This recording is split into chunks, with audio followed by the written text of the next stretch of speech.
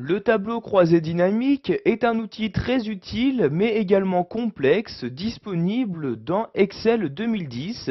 C'est pourquoi nous allons voir ici dans cette vidéo formation comment l'insérer et l'utiliser simplement. Donc tout d'abord, pour créer votre tableau croisé dynamique à partir ici de cette plage de données, je me rends en haut et clique sur l'onglet Insertion. Une fois dans cet onglet, je vais me rendre tout à gauche de celui-ci et cliquer sur Tableau croisé dynamique et je clique ici sur de nouveau Tableau croisé dynamique. Vous allez avoir cette fenêtre-ci qui va s'ouvrir où vous allez premièrement choisir la plage de données. Donc ici nous allons utiliser le tableau que vous pouvez voir ici en arrière-plan. Comme vous pouvez le voir, celui-ci a automatiquement été sélectionné. Sachez que vous avez la possibilité d'utiliser des sources de données externes en cochant ici ces cases-là et en choisissant la connexion que vous souhaitez. Avant de créer votre tableau croisé dynamique, vous allez également choisir à quel endroit vous souhaitez l'insérer. Donc soit vous l'insérez sur une nouvelle feuille de calcul qui va être créée spécialement pour ce tableau, ou vous pouvez également l'insérer sur une feuille de calcul existante en cochant cette case-là et en choisissant son emplacement dans cette partie-là. Donc je vais ici créer une nouvelle feuille de calcul pour ce tableau croisé dynamique. Je recoche donc ici la première case et clique ici sur OK pour procéder à la création de celui-ci.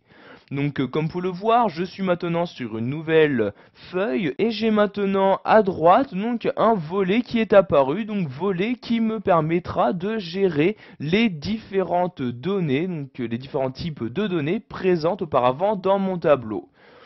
Si par exemple je souhaite faire apparaître dans mon tableau croisé dynamique le nom de chacune des personnes, je clique ici sur le nom et en maintenant au clic de ma souris, je choisis à quel endroit je souhaite le mettre. Donc ici je vais le mettre dans les étiquettes de ligne comme ceci.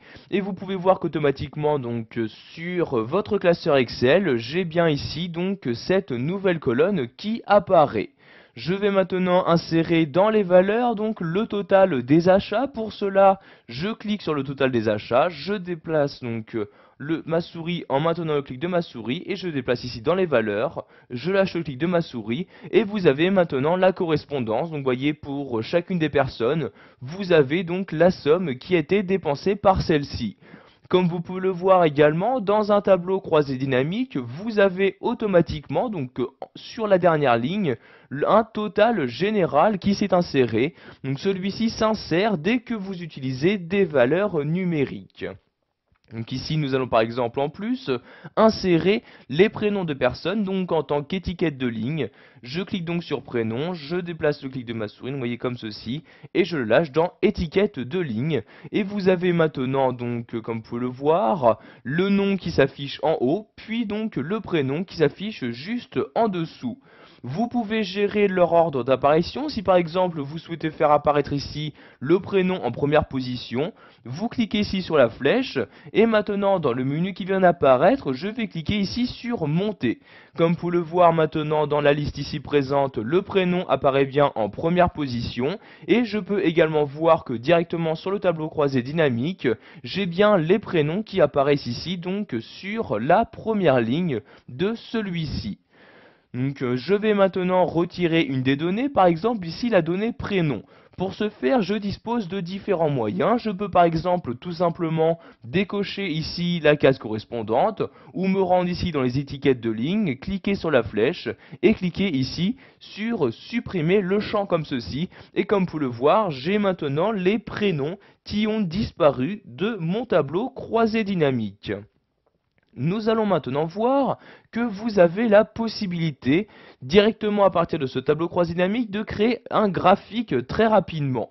Pour ce faire, je me rends dans le nouvel onglet qui vient d'apparaître, Options, sur l'outil ici comme ceci, et je clique sur graphique croisé dynamique. Je vais maintenant choisir dans la fenêtre qui vient d'apparaître quel type de graphique je souhaite utiliser. Je vais par exemple ici utiliser un histogramme, un histogramme avec des cylindres comme ceci.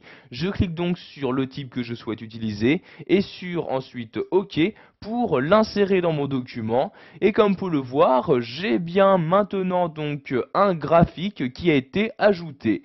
Donc par l'intermédiaire de ce graphique, je vais également pouvoir gérer les données. Donc vous voyez ici, il y a bien les noms qui apparaissent, il s'agit bien de l'axe des abscisses. Et sur les ordonnées, il y a bien donc les différents totaux des achats donc pour chacune des personnes.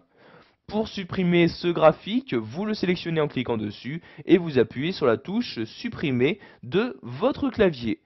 Pour finir, nous allons voir que dans un tableau croisé dynamique, vous pouvez trier très simplement les données donc afin de choisir leur ordre d'apparition.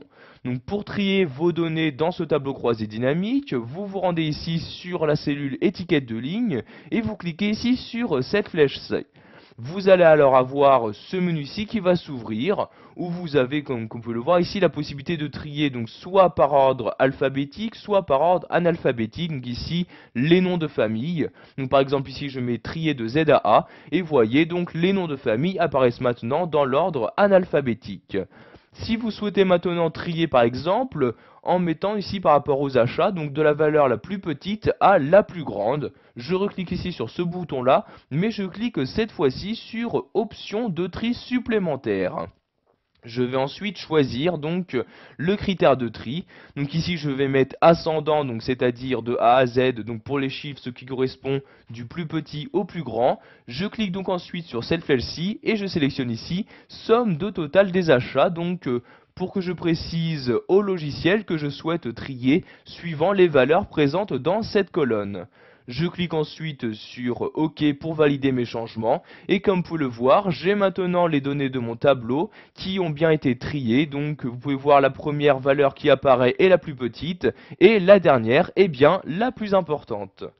Voilà, nous avons vu dans cette vidéo formation comment analyser vos données à l'aide du tableau croisé dynamique.